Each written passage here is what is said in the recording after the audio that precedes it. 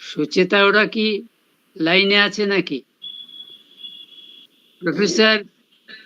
Professor Mrs. Srivastava, how are you? I'm fine. Thank you so much, sir. Thank you. Very good. Thank you. How have you been, sir? How are you? बस pulling on. शरद जी आप कैसे हैं? ठीक है. Good evening, Professor Sharif.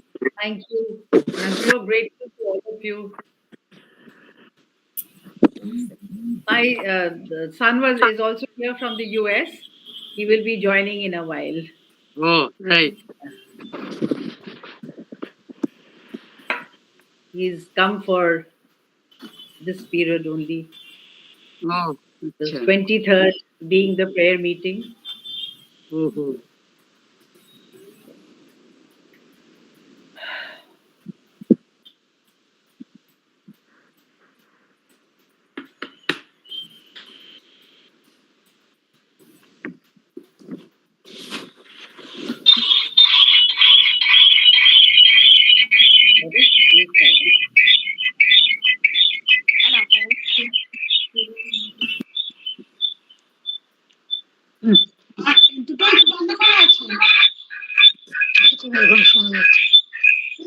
ঠিক আছে noise আসছে কোত্থেকে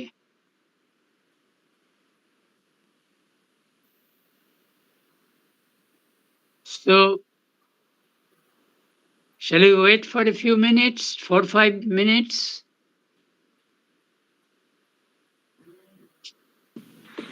Yes, I think there's some I think we should wait. We can still wait for 4-5 minutes. Yes. Okay.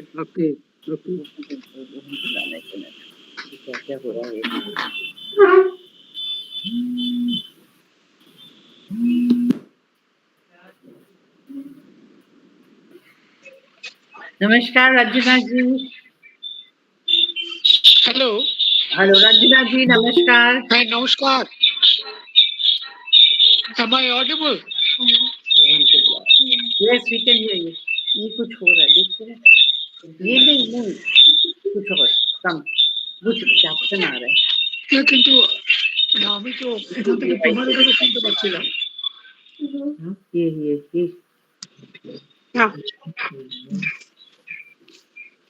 যখন লেকচার হবে তখন বন্ধ করে দেব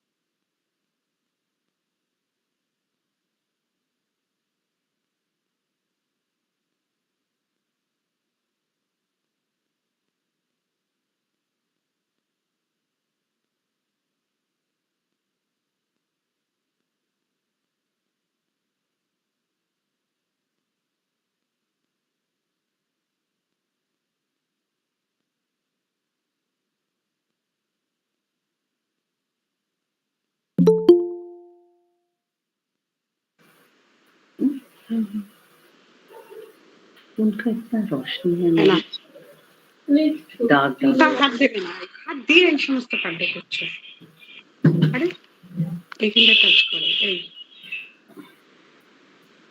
अब देख भोला लगता है देखो उनका कितना क्लियर है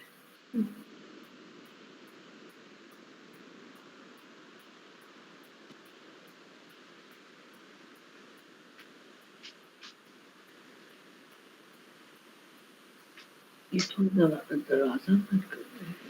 अच्छा।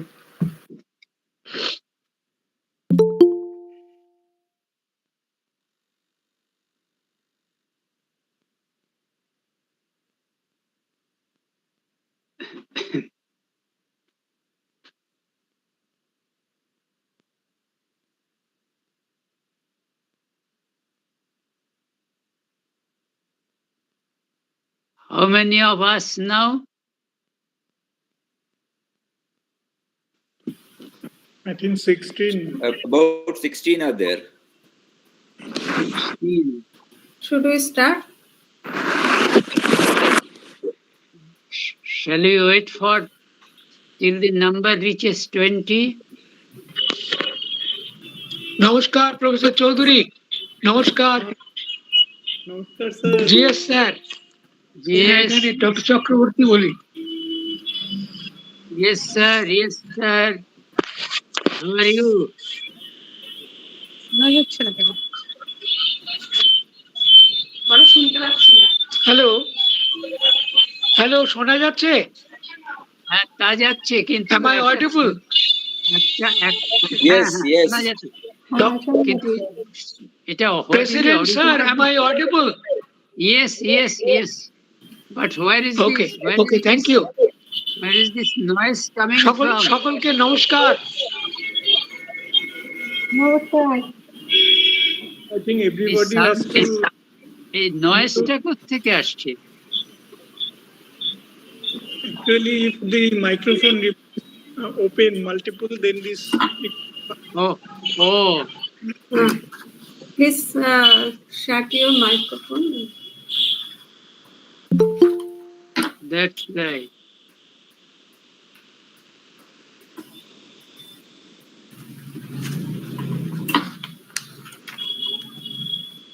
I think we can start now.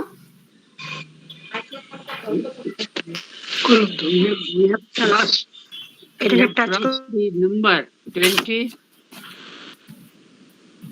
Or let us hope we'll be more than 20 by that time. Yes. Yes. Secretary, Yes, Secretary, please. Yes, sir. Yes. Good evening, everyone. On behalf of Kolkata Society for Asian Studies and my own behalf, it is my privilege to welcome you all to the second memorial lecture program in memory of Professor Vinay Kumar Srivastava. We have lost Professor Srivastava on 23rd December 2020. The sad and untimely demise of Professor Srivastava as a victim of the second wave of COVID-19 is very unfortunate. As you know, Professor Srivastava was one of the vice presidents of Kolkata Society for Asian Studies, 2018 to 2020, and the director of Anthropological Survey of India, professor of anthropology, University of Delhi, and also former director of Maulana Abul Kalam Azad Institute of Asian Studies. He was a profound academician as well as perfect administrator. We are trying to pay our homage to him by organizing this memorial lecture. Last year, Dr. Satyabrat Chakraborty, President, Kolkata Society for Asian Studies, delivered the first lecture, and it has been published in our journal, Journal of Kolkata Society for Asian Studies, Volume 8, Number 1, June 2022. This year, Professor Shorit Kumar Chaudhary has agreed to deliver a lecture on ethical dilemmas in anthropology, issues and concerns.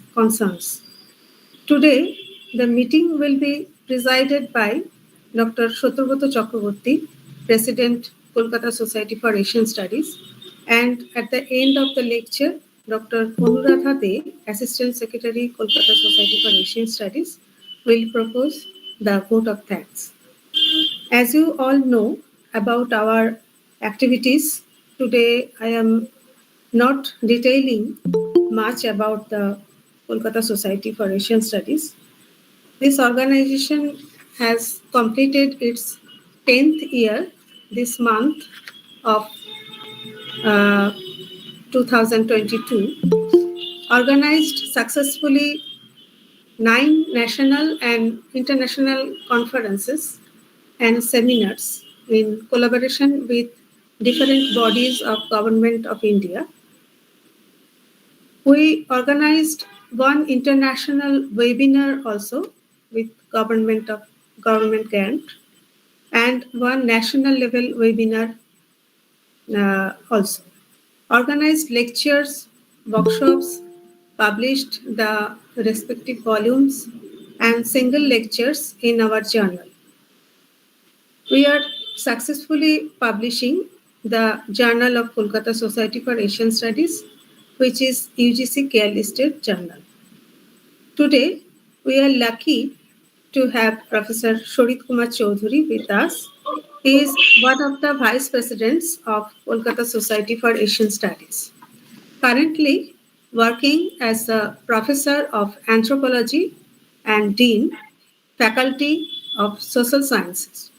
He is the founder, head of the department anthropology, Rajiv Gandhi University, Central University, located in Arunachal Pradesh, India. Earlier, he has worked in AITS, Rajiv Gandhi University, and Anthropological Survey of India, Shillong. He was the former director of IGRMS, Bhopal, under Ministry of Culture, Government of India, for more than 5 years. He was also a former member of think tank Ministry of Culture, Government of India, and currently nominated as the member of the Executive Council and Shomiti of IGRMS. During his more than 5 years tenure in IGRMS, he has received a Raj Bhasha Award from the 2 former presidents of India. Recently, the Asiatic Society Kolkata gave him Panchanan Mitra Award for his contribution to anthropology in 2021. He has also awarded General Officer Commanding in Chief Eastern Command Commendation Card in 2021 by the then Lieutenant General Anil Chauhan, who is currently became CDS of Armed Forces India. He has published 29 books and 60 papers in various journals and books. 3 of his current books on cultural heritage of Northeast India, edited with eminent anthropologists, are jointly published by Monohar, New Delhi, and Routledge, UK. Currently, he is working in a project on the unsung heroes of Arunachal Pradesh, which is led by the Department of History, Rajiv Gandhi University, as nodal agency. Now, with the permission of chair, I am inviting Professor Shorit Kumar Choudhury to deliver his lecture. Yes. Now it is Professor Choudhury's turn. Professor Choudhury, please. So good evening to all of you. Esteemed Dr. S.B. Chakraborty, who is the President of Kolkata Society for Asian Studies. Kumkum ma'am, who is right now here. My teacher, Professor Ranjana Roy, and many others, distinguished scholars whom I can see in the screen. and whoever others remain present for this occasion. Let me tell at the very beginning that I never thought actually that one day I have to, in 2022, I have to deliver Professor Vinay Srivastava Memorial Lecture.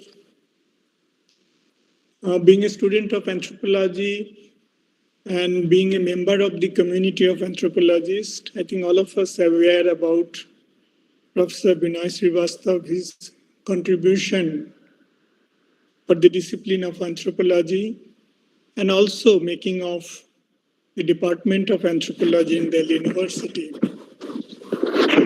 But as Sharmishta already talked about, that I remain part of Indira Gandhi Rashtriya Manav Sangrahalaya, which is also called National Museum of Mankind for more than 5 years, exactly 5 years, 2 months. And at that time, incidentally, Professor Vinay Srivastava also remained the Director of Anthropological Survey of India. And as both of us remain under the same ministry, we have wonderful occasions to travel together, to work together.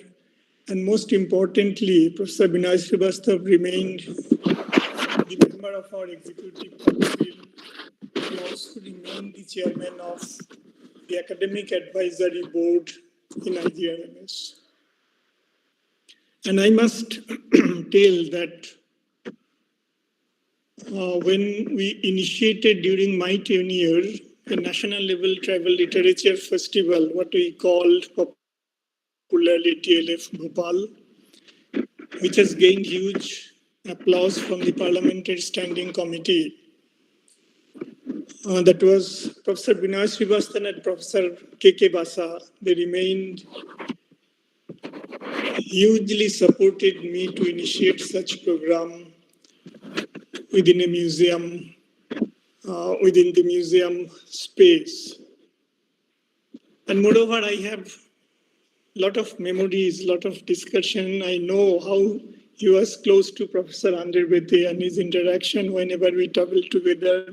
Srivastava sir will narrate his interaction with Professor Andrebete. And I remember on 2020, when I got the news from Professor K.K. Basa, I wrote to a message, WhatsApp exactly to Professor Vinay Srivastava on 1st of December. And the 2nd December at 4:50 early morning, he replied me, and I still that WhatsApp is with me, that presently in ICU, wishing your, needing your wishes. So that's the last communication with Professor Vinay Srivastava.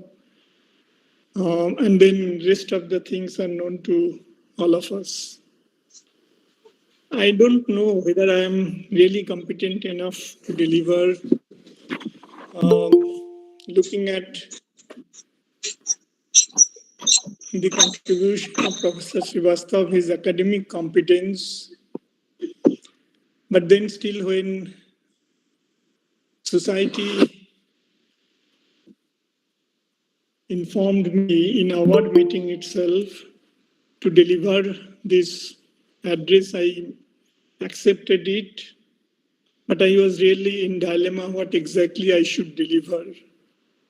Initially, I thought of sharing my experience with Professor Vinay Srivastava in, I'll say, making of IGRMS.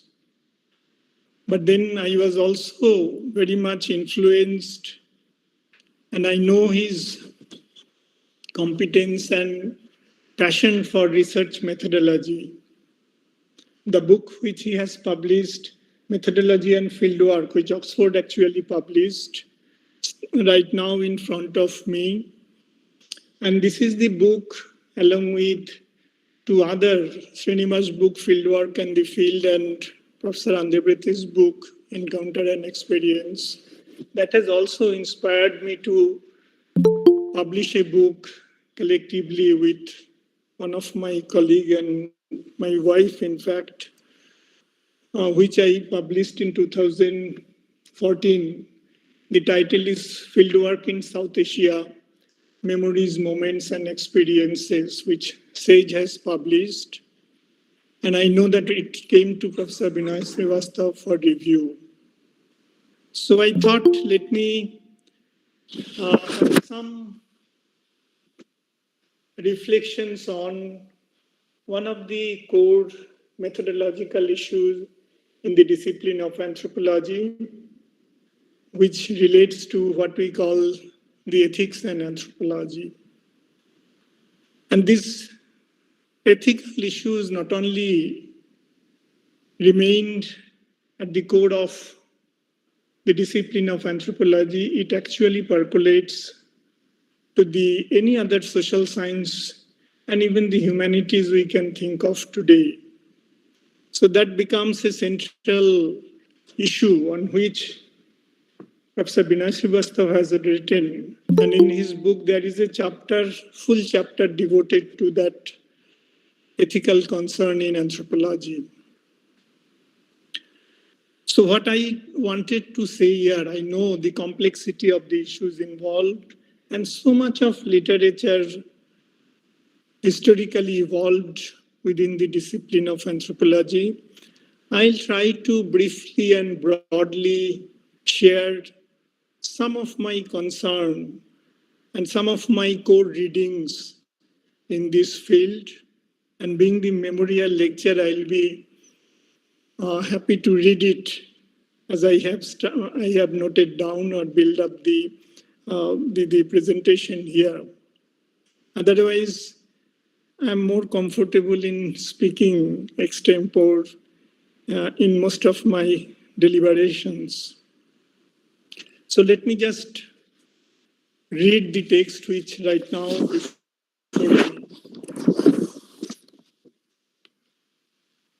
As I told, this is largely deals with the notion of ethics in the context of anthropology and how it operates across the existing institutional mechanism. This also deals with the comparative locations of the anthropologist beyond the binaries of insiders versus outsiders discourse, taking cues from India's northeast, where I am located for little more than 3 decades. By prefixing these 3 decades, more than 30 years of my existence in this region, I don't intend to build up any sense of authority over this region or the people, because I know the complexity of the issues involved. For that matter, any region we can think of. Now, so for the definition of ethics is concerned, I'm not going to deal with the large amount of definitions which are available, as we know that it is largely part of what we call the moral philosophy, but it has definitely derived its root from a Greek word called ethos, which means way of living. And ethics is a branch of philosophy that is concerned with human conduct. If you look at the Cambridge Dictionary, it talks about a system of accepted beliefs that controls behavior, especially such a system based on morals. Let me come to one of the important methodological text. According to Barnard, which was published in 2022, let me quote, "The biggest problem in conducting a science of human behavior is not selecting the right sample size or making the right measurements. It's doing those things ethically so that you can live with the consequences of your actions."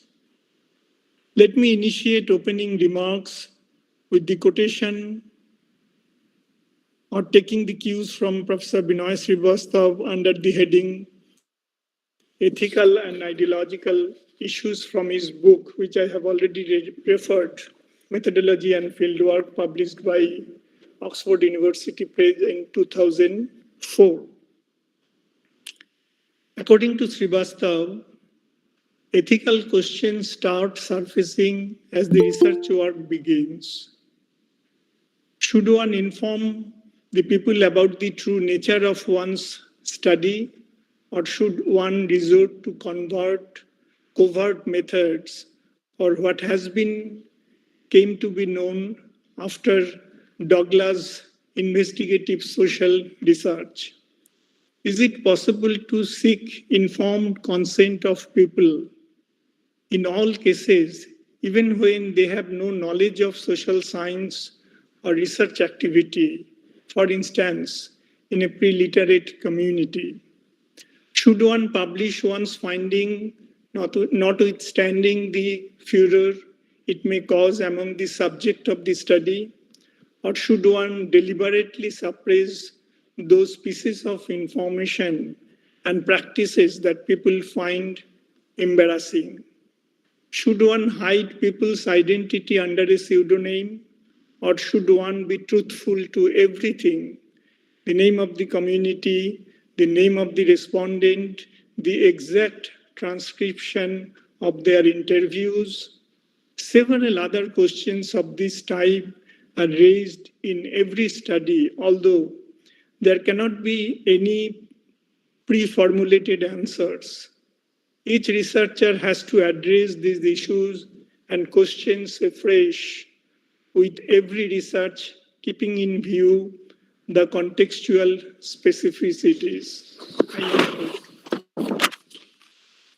Ethical concern in anthropology, I'm largely focusing on social anthropology, is largely related to the fieldwork tradition as we taught in college and university days, which means that in our course curriculum, it was primarily linked with the methodological domain or learning the methodological crafts in social anthropology rather than production of knowledge base, framing researchable issues, defining universe of study, or even modalities of preparing anthropological text. However, it is well-known fact that in the context of USA or UK, this ethical concern became a serious concern in the post-1970s, since when the allegation was surfaced in clear terms where anthropologists were used to serve the narrow interest of the invading army or the state agencies in different parts of the world. This deliberation is an attempt to deal with some of the basic issues related to ethical concern by citing multiple examples of anthropological discourse from different parts of the world, along with a few examples from my personal experience, which I have gained in the context of Northeast India in general and Arunachal Pradesh in particular. I must convey that this is the region where I continued to stay more than 3 decades. Pat Kaplan in 2003, in his edited book, Ethics of Anthropology, writes, anthropologists, like other social scientists, now have not only to behave in an ethical way, but also to be seen to be so doing by all parties involved: research subject, colleagues, students, funder, ethics committee, and the public at large. For many, these aims can be achieved by adherence to a professional code of ethics. However, as will be seen, achieving agreement has never been so easy, since such codes are often highly contested in their formulation and agreement about the interpretation, which is still problematic. He further adds, and I quote, "Yet the ethics of anthropology is clearly not just obeying a set of guidelines. It actually goes to the heart of the discipline, the premises on which the practitioner operate, its epistemology, theory, and praxis. In other words, what is anthropology for? Who is it for? Do its ethics need to be rethought each generation as the discipline's condition of existence change? Are there different ethics for different contexts?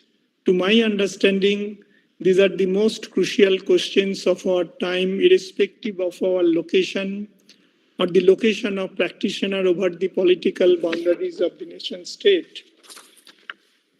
In our Indian context, our national bodies, organizations like Indian Anthropological Society or INCA, or other similar organizations like Anthropological Survey of India, located in different regions of our country, hardly took any initiative to build up any literature or textual documents on these crucial aspects.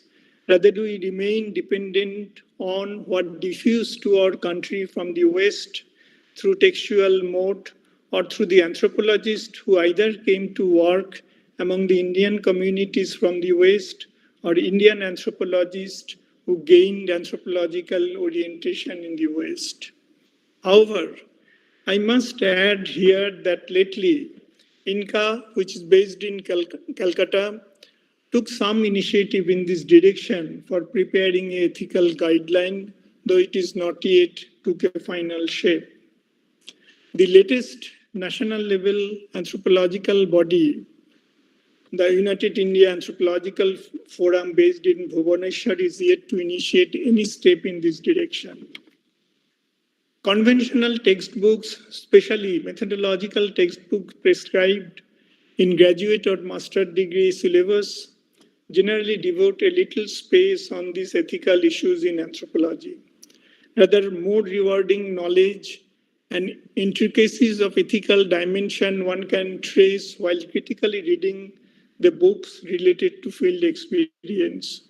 I was referring to Sinha, Surajit Sinha, Srinivas Andravete, T.N. Madan, Srivastava, and also Meenakshi Tapun, shared by many eminent anthropologists who worked largely on diverse Indian communities and villages.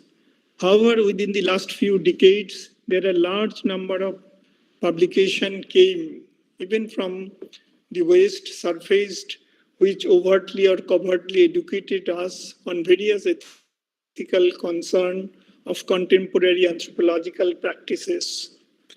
And I have referred our edited volume to add some information in this direction. Let me turn to be a little anecdotal, keeping the overall frame of our reference with cognition. During my the second fieldwork as a research scholar in Anthropological Survey of India, where I was posted in Eastern region in Calcutta, I was sent to Totopara to work among the Totos.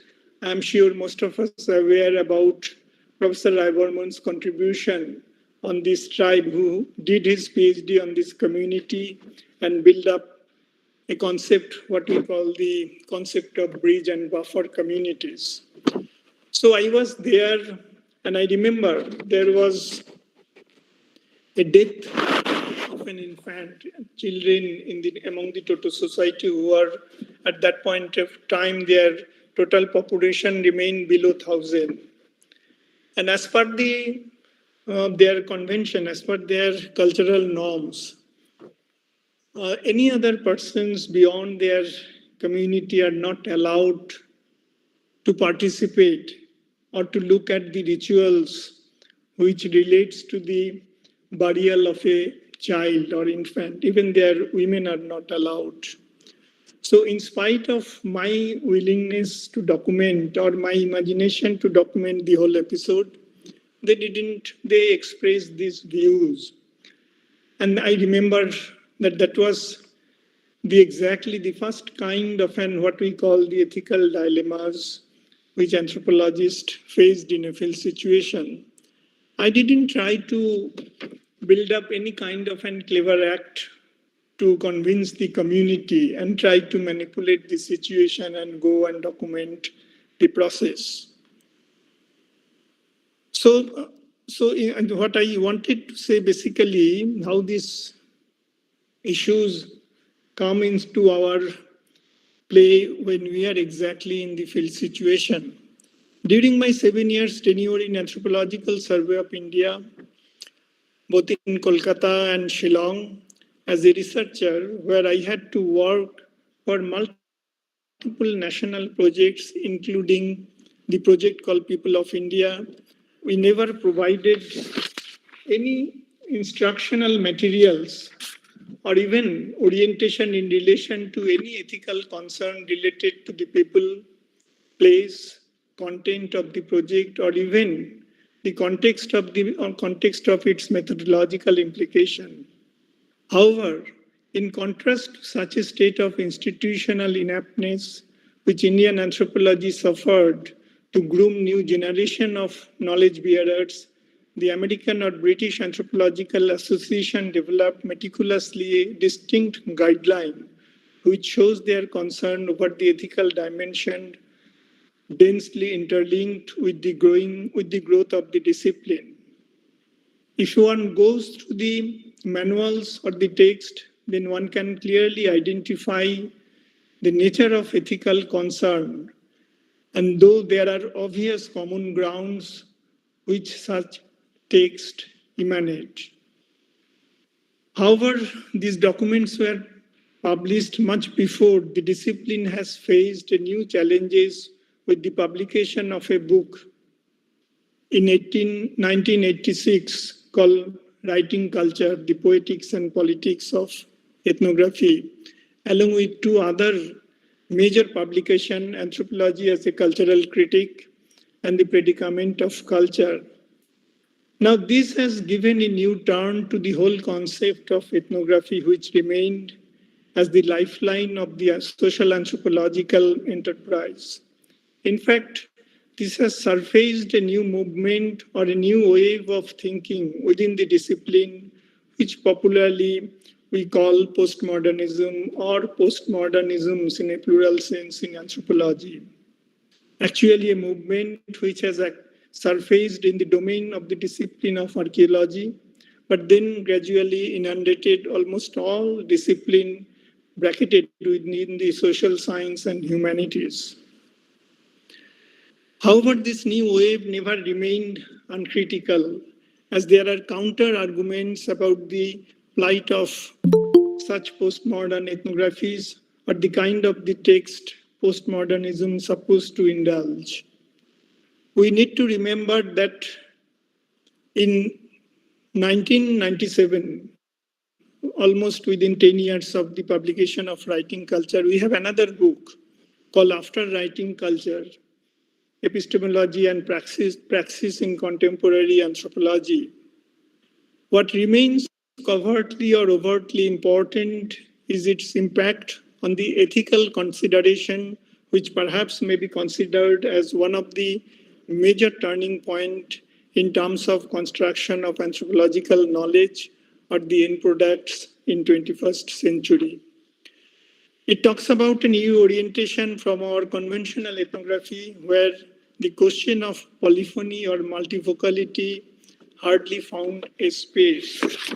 This shift in textualization of empirical facts may bring ethnography much closer to the people, or in other words, it may make it more people-centric, as imagined by its protagonist, but at the same time, it has also become a challenging task to anthropologists, the practitioner of the discipline, to accommodate the contested voices within the existing strata, which inextricably linked with the location of power, as well as the notion of marginality within the multi-layered social reality, which perhaps Clifford Geertz proposed to capture through his concept of thick description. Postmodern ethical concern also relegates the notion of ethnographic authority and gave a new lease of life in the researching a community or communities beyond the established tradition of re-studies in anthropology. One of the most crucial issues is to understand or rethinking the very concept of community or the ethnic group, where we can locate more sharper ethnic divides based on the nature of transformative experiences and understanding, along with the incorporation of wider ideas of social or cultural change.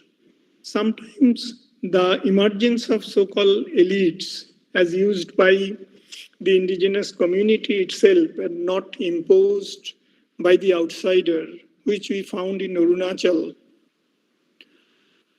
that has also created a new kind of rethinking.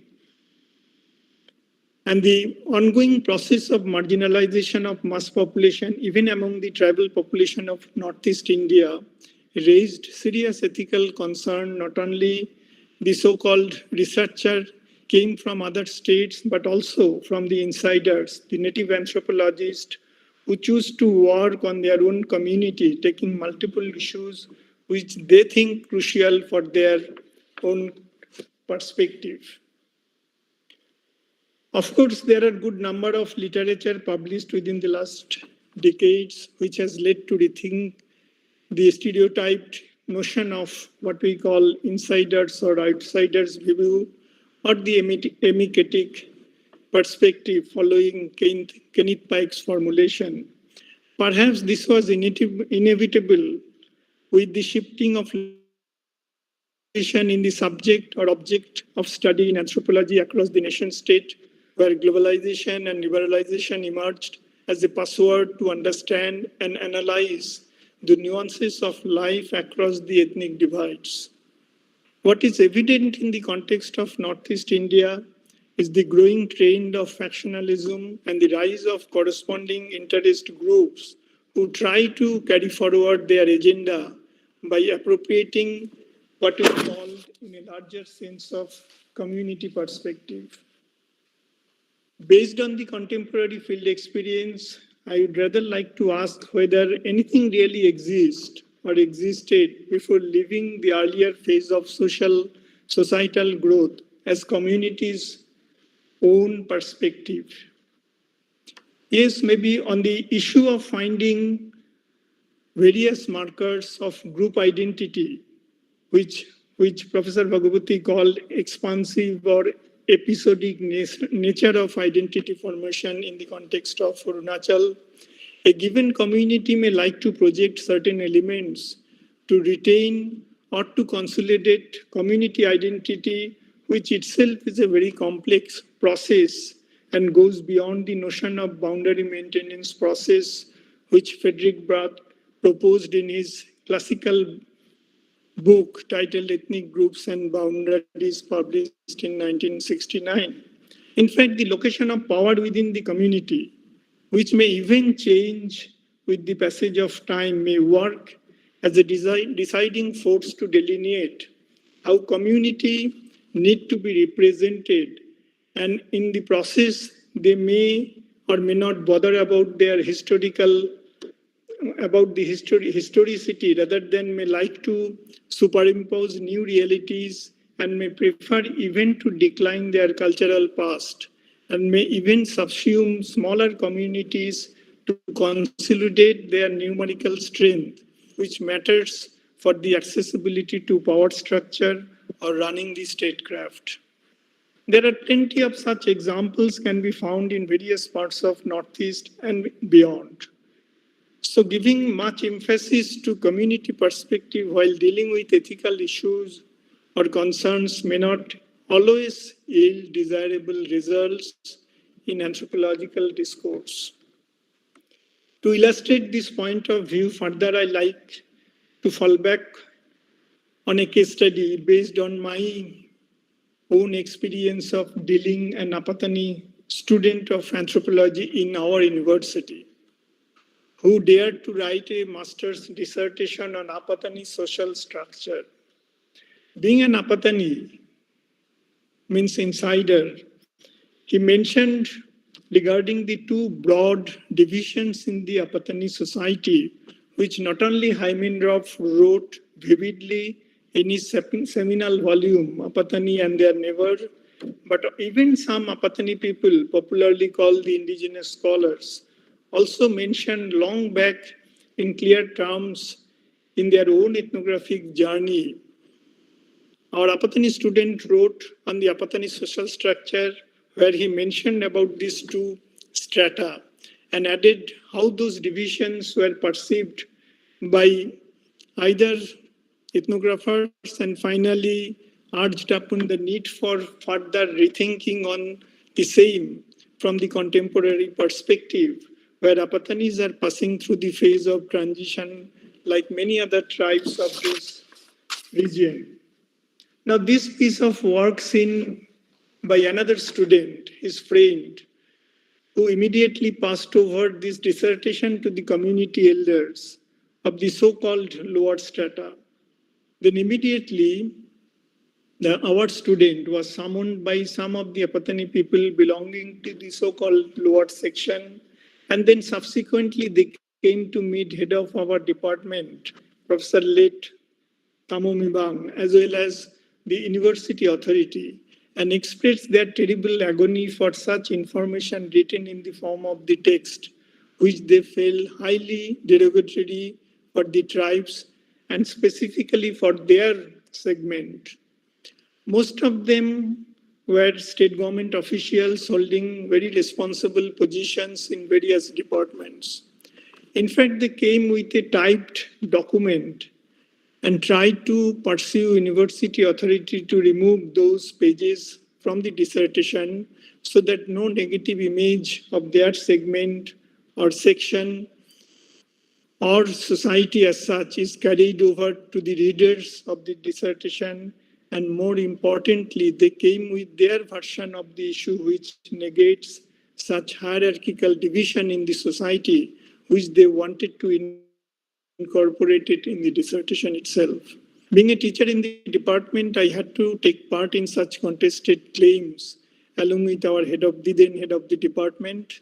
And finally, after their repeated visit and representations, university authority decided to keep that particular work, dissertation, in a sealed envelope so that it is not placed in the public domain or in university library for the readers or scholars for further citation. Now, what should be taken as a community's own perspective here, which need to be respected or needs ethical consideration? What a native anthropologist should learn from the act of some section of his own community that remained the fundamental ethical question. As a non-Apatani anthropologist, what ethical stand we need to take to deal with such critical issues which has a definite meaning in the changing circumstances? Or should such issues should be left out of our contemporary ethical discourse? How we like to assess the stand which university authority had taken? Should we move towards academic activism and promote the idea of social engineering to bridge the gap emerged out of these rigid social norms, values located within the social system itself? I would like to provide another example which related to the question of the subject of study along with the anthropologist's relative position in a state within which he or she located.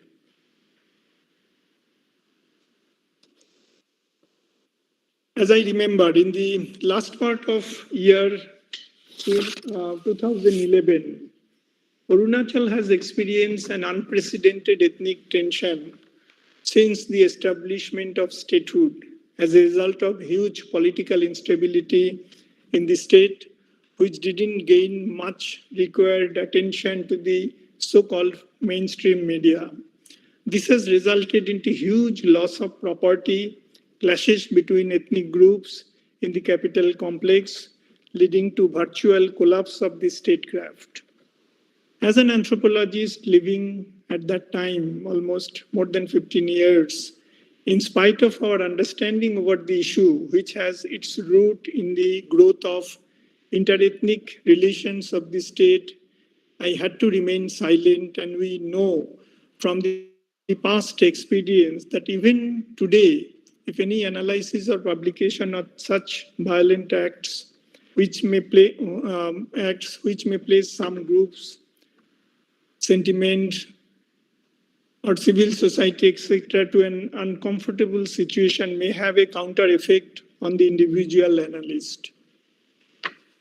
Through our silence, are we really taking an ethical stand by not hurting the sentiment of the community or the factions? Are we making our discipline irrelevant in addressing urgent or emergent issues which need an urgent attention? Alternatively, should we maintain a social silence and wait for the time when things will lead to a point of saturation, and then only we'll formulate a project and look for funding agencies, and finally, after a few years, we'll come out with a grand narratives as a product of our research project? Or should we accept equivocally that such issues need to be dealt with only by the journalist, political scientist, or sociologist alone? And in the process, we, the anthropologist, will enter into a deep academic slumber in the pretext of maintaining a comfortable ethical stand. Such incidences are many and not necessarily restricted to a particular region or a state. Unfortunately, anthropological interventions on such issues are minimal for multifarious reasons. In another context which anthropologists in other parts of the world have started addressing is the plight of anthropologists working in conflict zones, maybe in war or battle-affected areas, state which infested with extremist groups, factions, or the states where violation of human rights is the essence of everyday's existence. In 1995, Jeffrey rightly observed that about one-third of the, think about 1995, we are now in 2022. I quote, about one-third of the world countries are currently involved in warfare, and two-thirds of the countries routinely resort to human rights abuses as normal aspects of their political process to control their population. It is clear that few anthropologists will be able to avoid conflicting situation and instances of socio-political violence in the course of our professional lives.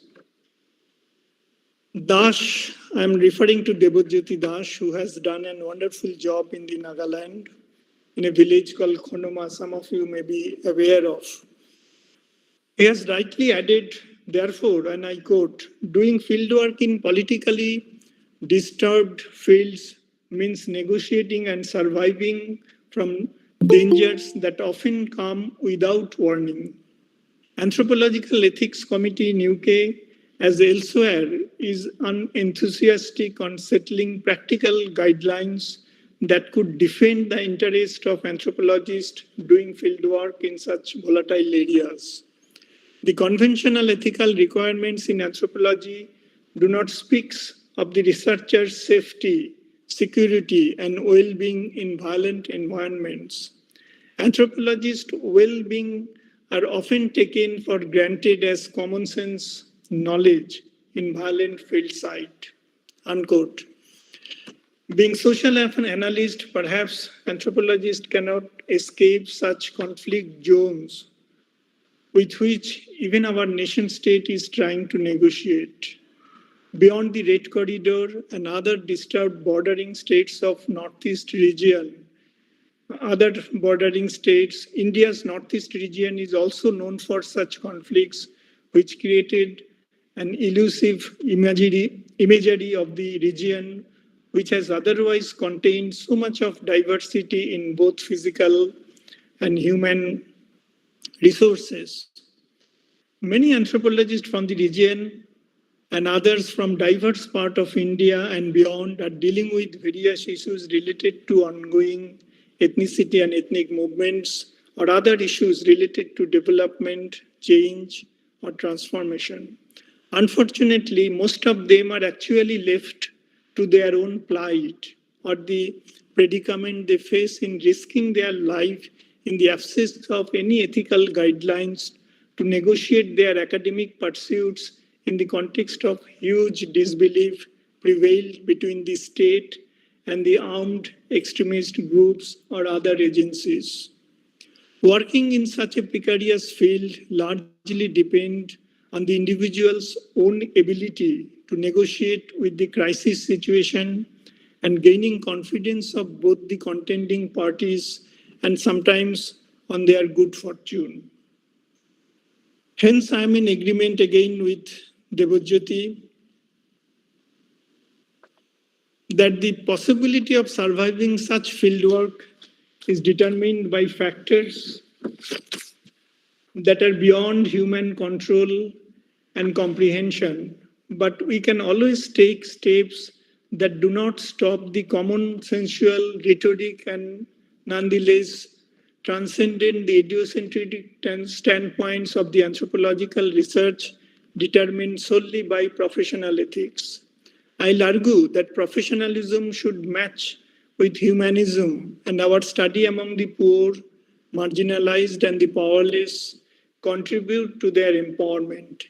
It would be dangerous and utter falsehood to think that there are defined or definite answers to these ethical questions. We need to think about them in both practical and theoretical terms. I'm coming to the finally, instead of a conclusion, let me finally say that we may perhaps agree with what Annie has written in 1984. In a pluralist world and in an increasingly pluralist discipline, consensus about ethical behavior and research practices is unattainable and compromise seems inevitable. I like to end up telling that the social researcher must make compromise in choice of the field and the topic between roles as scientist and citizen, between commitment and impartiality, between openness and secrecy, between honesty and deception, and between the pursuit of scientific knowledge, the public right to know, and the citizens' right to privacy and protection. Finally, I like to end this deliberation looking back again to what Professor Vinay Srivastava mentioned in his initiation of the ethical concern in anthropology, that there is no ready panacea for these ethical dilemmas that accompany social research.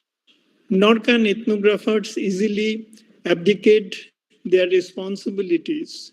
Ethical, absolutist, and relativist alike agree that the onus for the making decision in practice rests with the individual researcher. And here it is the anthropologist. Thank you.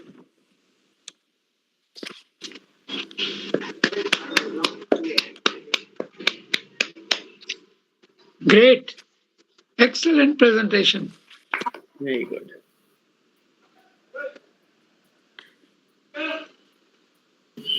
So, ladies and gentlemen, Yes. before I could give my reaction, the reactions have already come instantaneously from the listeners. Therefore, my burden has already been lessened. Instead of making a cacophony of the whole thing, by sheer clubbing, the whole sentiment has been expressed. Since it is a memorial lecture, again the dilemma is whether you open for discussion, sharing some mutual experience, or we make it absolutely ritual in nature so that memorial lectures are not open for discussion. Now, crossing over this dilemma initially, I thought it for myself, if you kindly allow me to proceed further, since we have some time. The allotted slot is 6 to 7:30.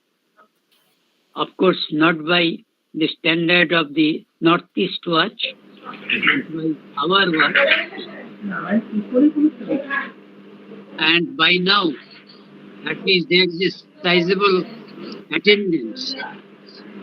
Shall we, before I make the presidential comment, shall we restrict to maximum 3 reactions, not immediately pertaining to the memorial lecture, but pertaining to the great or sensitive issues that have been made, so that in this kind of a gathering, there is one opportunity of immediately sharing of some common points or experiences. So, taking a balanced view between the two options, let me, using my, what should I say? There is a saying that what is the great fun of using power if you do not misuse it? So, as a president, let me take this opportunity to invite maximum 2 to 3 immediate reactions, highlighting the basic points that have been made pertaining to the discipline of anthropological research extended to other disciplines broadly belonging to the division of social sciences. This ethical issue haunts everyone in every field. Therefore, if you can raise your hand or volunteer yourself, 2 to 3, maximum 3, minimum 1.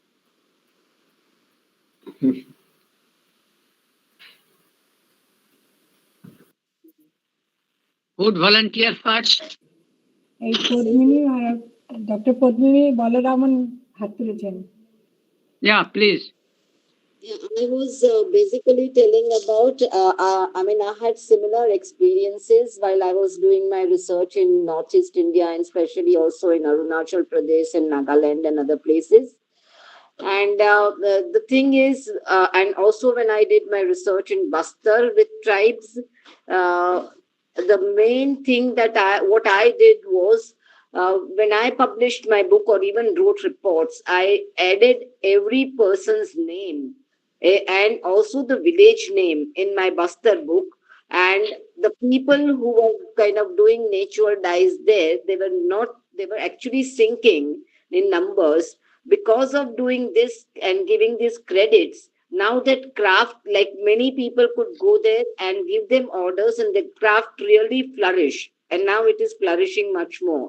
So that kind of things, if we do, it makes a lot of sense. And we can actually help them to retain their culture as well as retain get some more income through it. So then the crafts, like what he said, would not diminish. Like what he faced in Arunachal Pradesh. Brief. There will be no question answer, only brief reactions. Now let me again take my position. Since Professor Ranjana Rai is here and she is, as Shorit has already admitted, that Shorit is the direct student of Professor Rai, and the teacher rejoices over not only the perfection of his or her own achievement, but on the production of a good student, which is a glaring example in the form of Shorit right now.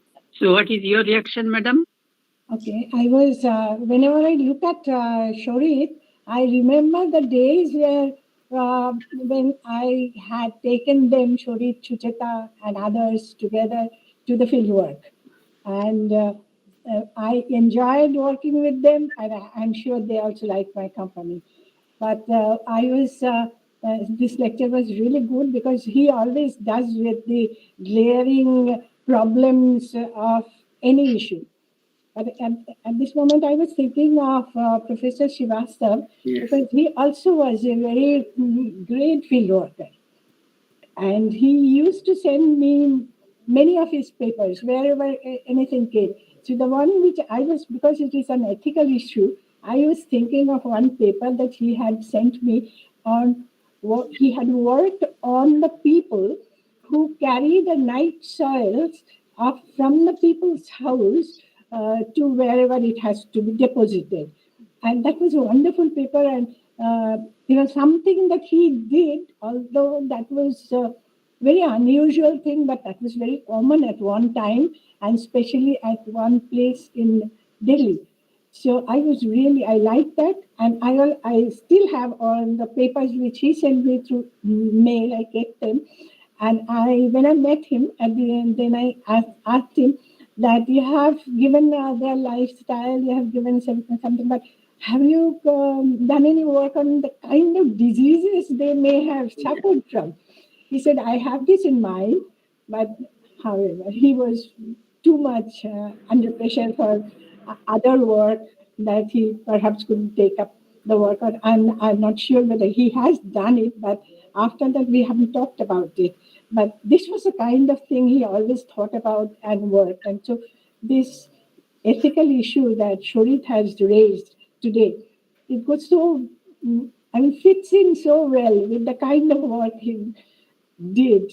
Okay, now And now I the congratulate- now the final. Yes, I was coming to you. I was coming to you, madam, because you are the one among the audience who has shared these ethical issues with Vinay, both at the level of personal, professional, and pairing off in the family unit. So please. Since I, my I majored in history, and I taught history for more than 44 decades. So the historical writings, worried Professor Srivastava a lot. And he always felt that, he talked about distortion of history. He talked about whether, the history that we are reading or we are writing or we are, telling passing on to our children, whether, it is, how do we verify? How do we, tell them whether it is fact or fiction? So some ethical issues are raised, that was his major concern regarding my subject. But I remember a long time ago, I think all of you must have read that article of his which appeared in EPW, should ethnographers pay their respondents? Now, this monetary issue really troubled him. He was wondering whether just giving, some monetary help was unethical, or whether he should provide, them with some other means, other ways of uh, uh, giving them, shall we say, payment for their information. And because my house always had the Raikas coming in, the Rabaris coming in, the Bishnois, and they would, and I would provide them food and sustenance and all that. And on the way back, the only two things that they wanted to carry were sugar, and rice, sugar. So most of the time, they asked me if I could give them sugar in return. Now that also was very bothersome, because he felt that would it be construed as payment or some gratuity to these people because they were providing information to him.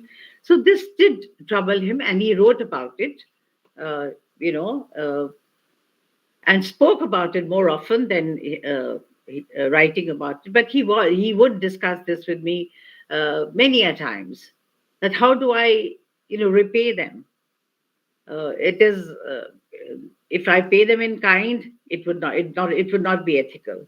So what should I do? How should I repay their kindness? They let me into their houses. They offer me food. They go along with me to wherever these into the deep reaches of wherever the Raika go with their camels, and in various dhanis. And so here so this did bother him, and Professor Chaudhary brought it out so beautifully that it is a concern of all social scientists and especially anthropologists, because they do field work. And now whether to be just a distant observer, and if you have to know more about them, you have to live with them, be with them, be a participant, and be one of them. So if you're one of them, then they are family. So how do you sort of get out of this moral dilemma of how to the moral and the ethical dilemma that we get into during field work, during sustained field work? When you're living with them for years and years together, then he used to say that they become family. So this was the concern that I just wanted to raise. Thank you. Thank you, madam. Now let us proceed towards the end of it. And as customary on the part of the chairperson of the meeting, to say a few words. But when it concerns Vinay, I immediately become absolutely emotional. Just now I was calculating how 2 years have gone so very quickly without noticing for a moment that it was more than 700 days. 2 years. My second reaction was only the other day when I had visited Anthropological Survey of India on the occasion of the Foundation Day on 1st of December.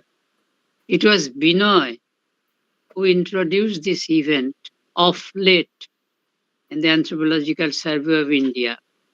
And when I was in the hall, I was looking in every corner of the wall an image which still is fresh in not only in my mind, in everybody's mind. And I was trying to retrieve this sound which was produced through the microphone in the hall, that volume with chosen words, which is unique style of presentation. And then I also calculated on the spot, my God, 2 years have gone. The third, myself, Vinay and Sharit, we got together to organize the 100 years of anthropology by way of having a seminar in two places, one in Anthropological Survey of India and the other in Asiatic Society. Had he been alive, you would have seen the product of it. This was Vinay. He would organize things and not leave things only at the organizational level. He would see to it that end product is ready in publishable form or in print before the readers, which we failed miserably. I have no hesitation to apologize for that. But I still believe, had he been alive, perhaps we would not have been at default, because he would have pressurized us so much every day, every moment, that we would have left with no option but to produce. This was Vinay. Commitment. Commitment.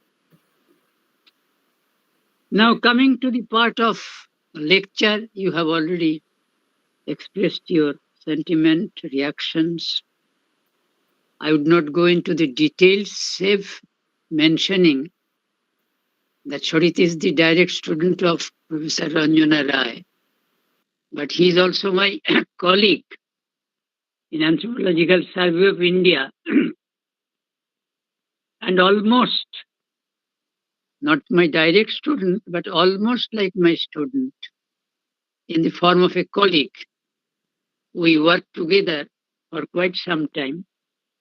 At a later phase also, we collaborated on many other academic programs when he was in Bhopal or even when he is in Arunachal. Even now, we have a project in the form of a collaboration between Arunachal University and the Asiatic Society and the border area of Arunachal Pradesh. I know his academic worth. He has already proved it before us this evening, on which I can only say, though it is the second memorial lecture, it has surpassed the first which I delivered by all standards in the strict senses of the term. So it is Shorit who has done it. So I take the full benefit of my experience or life, academic life with him. Not only he has grown before us, I think we have also grown with him. And the issues, I would not enter into that. It's a huge subject. First of all, ethics, then dilemma. Independently, these two connotations are spread out in so many directions, in such depth across so many disciplines, that even a cursory look into the problem, a brief summary of it in the form of a survey or re-examination would take a lot of time. I would only mention, I don't know whether some of you at least have gone through a very, very German book, in a sense, written down by Robbins Barling, with an eminent anthropologist, did work in the Himalayan region, in other parts of the country also. Sometimes in late 20s, came out with a book, The Politics of Truth. The Politics of Truth. You will find almost in all form that have been mentioned in the lecture, it was hinted at how the funding was made, what was the purpose, what were the hidden agendas, and every other detail. And I came across the paper which was published in Current Anthropology. Exactly, I don't remember now the time. He even, more than Barling, the author even very emphatically produced documents for the research projects funded by the CIA, so called. Now we know, since we knew that anthropology has traveled into this part of the country through the West, and there were two main directions. One was the British school, the other was American school. But in both of them, they had their agenda. We would not go into the details of it. Now we know, at least, if not fully well, at least part of it very genuinely and very clearly. Now the point remains, are we making a struggle within ourselves in the form of a silent war, trying to correct ourselves or trying to correct our fund providers or policy providers? Or are we going to correct the disciplinarity of our discipline, which is known as the anthropology? I would say the sciences of the science, and the most artistic part of the discipline of art. It combines so many things in one stroke. But finally, what was our end product with a purpose? Are we trying to dig into the reality that remains on the surface or in the inner layer of the surface? Are we going to serve the stakeholders, our field brothers, I should say, for whom we go to, or among whom we go for field work, our field brothers and sisters, they are stakeholders? Are we going to serve any purpose to them, or we are going to fulfill the purpose of other stakeholders who provide us fund? It's a note of interrogation. To act as agent of welfare or agent of the agencies who apparently mean welfare but ultimately do such thing which does not come near the consideration zone of welfare of the people.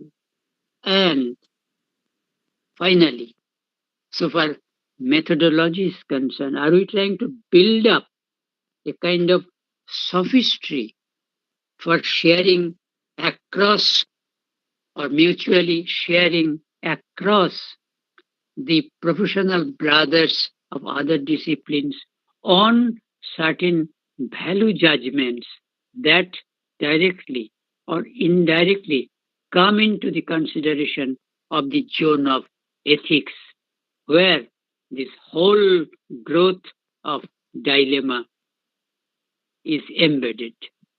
Let us go for all kinds of introspection, first with our own self, then with our colleagues, then vis-a-vis the people for whom or among whom we go for fieldwork to produce some end result in the name of research projects, report.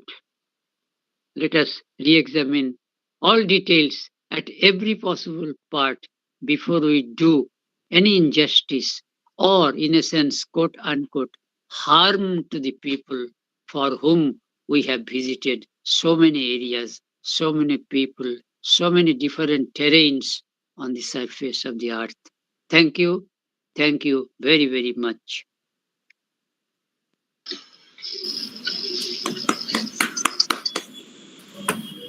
I am requesting Dr. Anuradha De to propose the vote of thanks.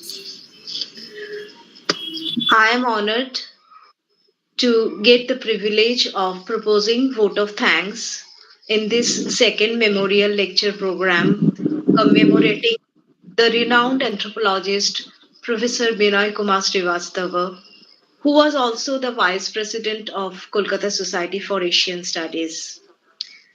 So, on behalf of KSS, I express my profound respect to the departed soul of Professor Srivastava. We are deeply indebted to Professor Kumkum Srivastava for being with us today. Thank you, Madam, for encouraging us to continue with our academic endeavors. I am honored to express my heartfelt thanks to Professor Shorit Kumar Chaudhuri, Dean, Faculty of Social Sciences, Rajiv Gandhi University, Rono Hills, Arunachal Pradesh, and Vice President of KSS, for delivering a enlightening lecture on the issues and concerns regarding the ethical dilemmas in anthropology. Thank you, sir. I must thank Professor Shottobroto Chakraborty, President of Kolkata Society for Asian Studies, for presiding over this lecture program and highlighting some very important aspects of the topic. I also thank Professor Srivastava Vasu, Secretary, and Dr. Urpita Vasu, Treasurer of Kolkata Society for Asian Studies, for organizing this lecture program. I thanks to all the participants present in this lecture program who have made this webinar a success. And finally, I thank Mr. Tomogno Roy for providing us with required technical support for organizing this webinar. Thank you. So, thank you everybody. Now the meeting is coming to close, but since in the time slot, I see the watch, we have still 5-6 minutes. We can exchange our pleasantries at individual level. যার যা মনে আসে বলে fail.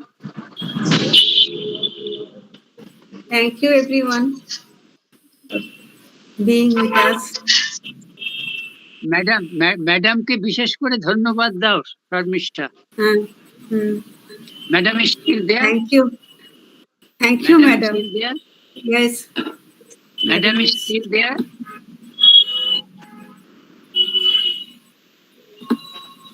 I think she has left the meeting. Okay. Sucheta কোথায়? সুচেতাকে একটু দেখি। Sucheta join করেছিল, দেখলাম তো। হ্যাঁ, ওকে দেখলাম না তো আমি। হ্যাঁ, এই তো এখনো দেখিনি। ও, এইবার দেখেছি। একেবারেই সাদা হয়ে গেছে। দেখো, ওর পাশেরটা কি কালো আর এটা কিরকম সাদা হয়ে গেছে।